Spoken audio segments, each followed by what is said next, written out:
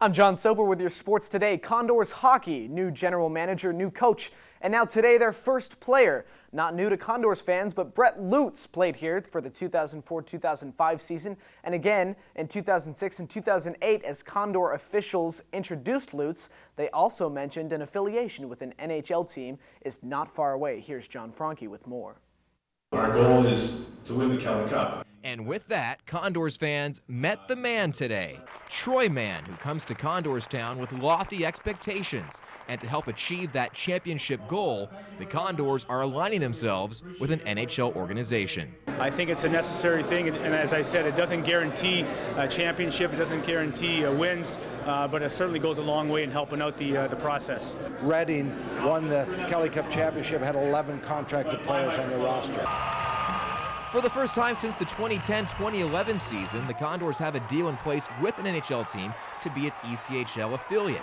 In fact, 4 teams expressed interest to the Condors at the NHL draft last month, giving the Condors the power to find the perfect fit. The team that's coming on board with us is 100% a very good affiliation, and we'll see a number of their players. The more prospects that a team has within their organization, the more players from our end that could end up in the ECHL. The organization we're going with is one that does care about winning. And after 2 straight losing seasons, the Condors are hungry to win. The affiliation agreement should be announced in the coming days. It'll mark the start of a busy summer as the Condors look to build a winner practically from scratch. We're not going to be considered an expansion team by no means, but from my end, there's absolutely no loyalty to any of the returning players or possible returning players.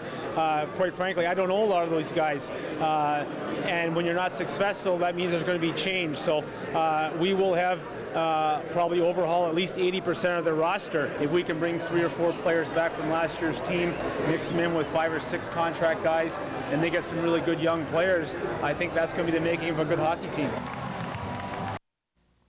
Alrighty, thanks, John. And former Blaze star Billy Hamilton playing in tonight's AAA All-Star game in Reno. First at bat, single, stolen base, and a run scored. We'll bring you the highlights at 10 and 11. And one more look at Chris Davis, the Major League leader in home runs, playing for the Blaze back in 2007.